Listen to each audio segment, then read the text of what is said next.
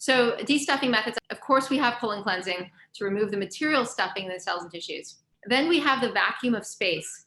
By that I mean nature.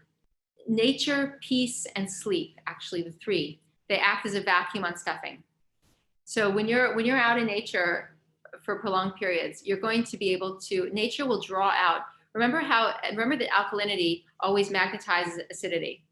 So alkaline nature, whether you're at a really good healthy beach, I'm not talking about like Santa Monica Pier in LA, and I mean like, you're at a pristine beach somewhere, or you're up in the mountains, or you're deep in a forest, and you're spending quality time in places like that, it will really help to de-stuff you.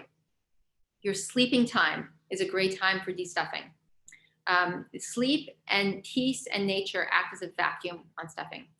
Chelation. So the chelation we do to remove heavy metals and radiation, hormones, like environmental estrogens and things, that is a way of removing stuffing.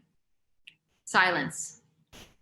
Even if you live in a big city, and I mean, living in New York for 23 years, I know what it's like. I was able to create a certain kind of peace. There's always that constant buzzing of the city, but create enough silence, enough of everything being, closed out, almost like a sound chamber, to create a silence in your day at some point. That will at least help mitigate some of the incoming, because we're constantly, whatever we're not preventing in terms of stuffing is still flooding in. I still like to watch movies. That's still stuffing. It's not great, but I'm gonna have to make sure I offset that. So with other things. So it's certain things that we're always gonna have to neutralize if we still do them, but silence is a great one.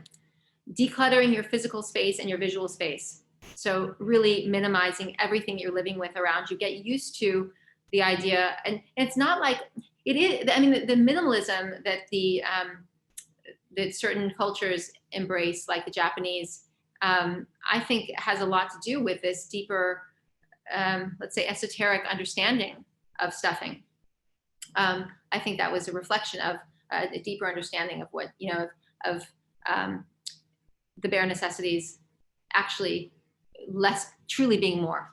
I mean, there's the simplest way to put it. Memory. This is a big one, you guys. You want to fit through this, okay? You want to fit through this narrow opening. You have to drop a lot. You have to de-stuff yourself. One of the best ways to get through this narrow opening is forgiveness, is letting go. And I know it's hard. Trust me. I know. But it takes up so much space. All that you're holding on to, all that resentment and frustration and feeling wrong done by, that has to go. That is just, and it's stuff that's actually even more in your hands. You're even more capable of letting it go. It's like you're literally carrying the suitcases. You can put them down. There are a lot of suitcases that you're carrying that you're not aware of.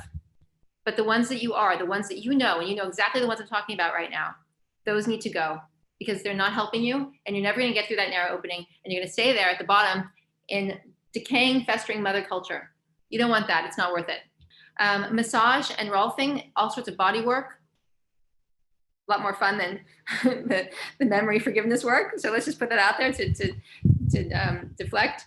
But yeah, lots of good body work to really help this stuff loosen and release. Sweating, all sorts of sweating. Training, whether you're sweating because you're doing your, I don't exercise, and my clients don't exercise. We train. If you're not training a skill, it's pointless. So I always say training. Exercise, I've learned it does not apply. Or you're outside playing, whatever it is, sweating will help get that stuff out of you, because the stuff is attached to your fluids. The stuff is attached to, everything is interlocked. So the more we can purge and expunge, the better. Pineal gland decalcification. So we've got this, incredible pineal gland. It's the seat of our consciousness and the center of our head, and it's shaped like a little pine cone. And you may have heard it said that pineal gland is our gateway to higher states of consciousness. And that's what is activated when you take a plant medicine. That's why you can see so much and you get so much information. Even if you don't go on a psychedelic journey, often these plants will be working on you and opening your pineal gland, even if you're not seeing actual visions. I always get big visions, but when I dream, I get big visions. Every night I get big visions.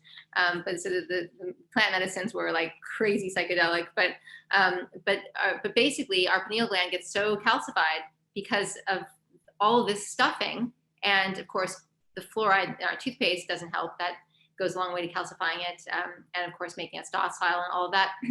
But most of you know about that already. But the pineal gland decalcification, that will happen when they can have a big effect, but also being out in nature, finding peace, deep sleeps, these things will all help to decalcify the pineal gland. And of course, steering clear of chemicals and radiation and heavy metals, which are everywhere, unfortunately, in big cities in our in our world. But what's beautiful is that the colon cleansing, the awakening release method of tissue cleansing releases all of that. So you're chelating this stuff with every great release through your colon and through your skin, through the sweating. You do this in tandem. You do this in concert, I should say, and you de-stuff significantly. And then you get information. Stuff comes to you, not stuff. I need a new word now. I need a new repertoire. Because this word stuff, bottles and stuff are no longer going to have the same meaning in my life. All right, so then we have the elements. We have alkaline water, soil, sun, air, and the etheric field of life that will help de-stuff you.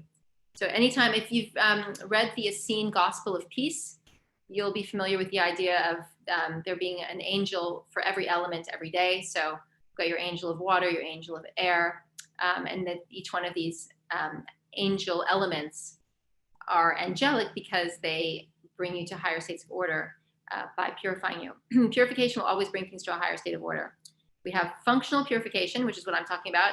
And then you have, what people might think of as purification that is not necessarily functional, doesn't serve a higher use to bring us to a higher state.